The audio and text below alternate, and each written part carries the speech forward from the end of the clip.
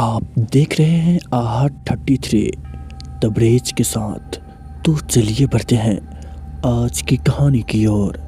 उससे पहले अगर आपने अभी तक हमारी यूट्यूब चैनल को सब्सक्राइब नहीं किए हैं तो ज़रूर कर ले, ताकि आने वाली वीडियोज़ की नोटिफिकेशन आपको जल्द ही मिल जाए।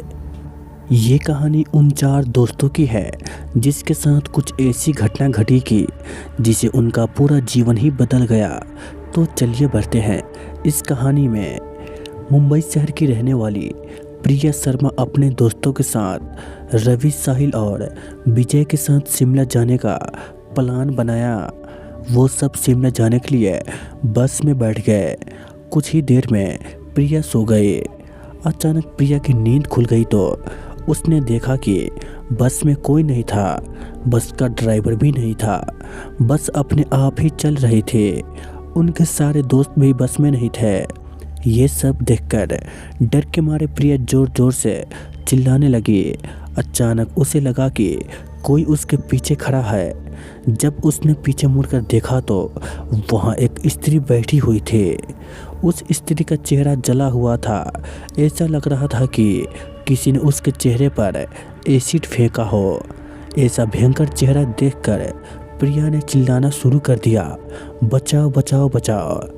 और अचानक प्रिया की नींद उड़ गई।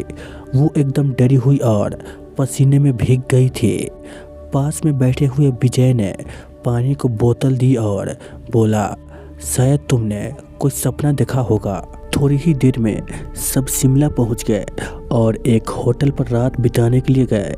दूसरे दिन वो सब साथ में मिलकर होटल के पास वाले पहाड़ पे घूमने जाने का नक्की किया। करीबन आधे घंटे में वो सब पहाड़ की सबसे ऊंची शिखर पर पहुंच गए।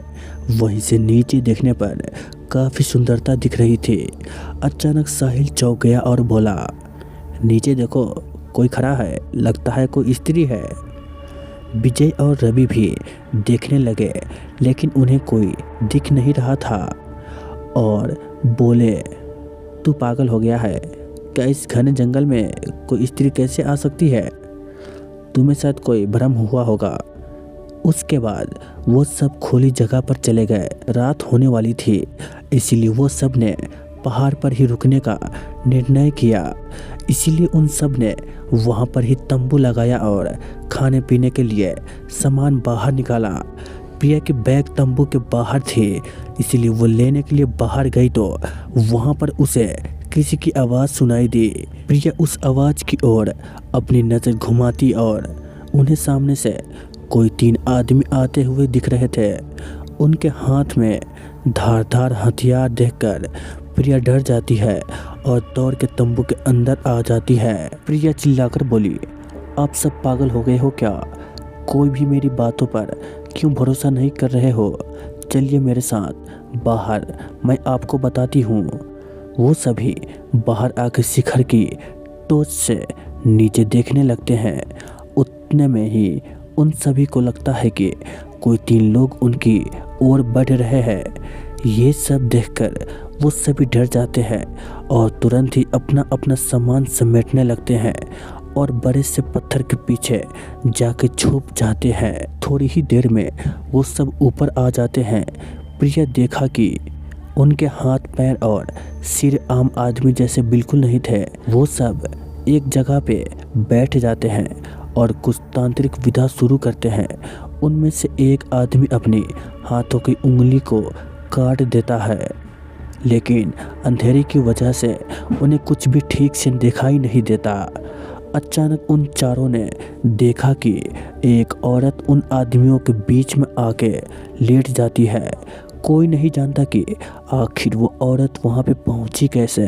प्रिया ने कहा, मुझे कुछ समझ नहीं आ रहा है, आखिर ये सब हो क्या रहा है?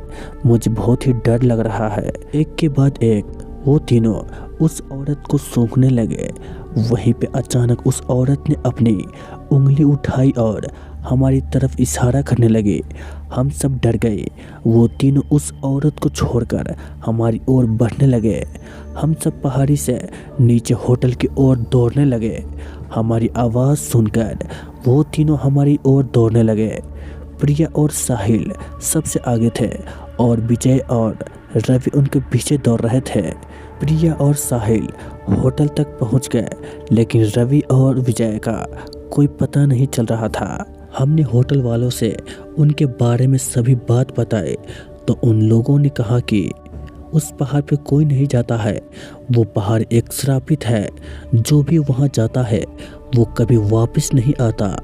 आपकी किस्मत अच्छी थी कि आप सभी जिंदा हैं, लेकिन हमारे दोस्त रवि और विजय कभी भी वापस लौट के नहीं आए।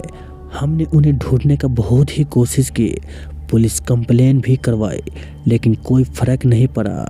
दोस्तों, अगर आपको मेरी ये कहानी शिमला के श्रापित पहाड़ पसंद आई हो तो शेयर ज़रूर करना।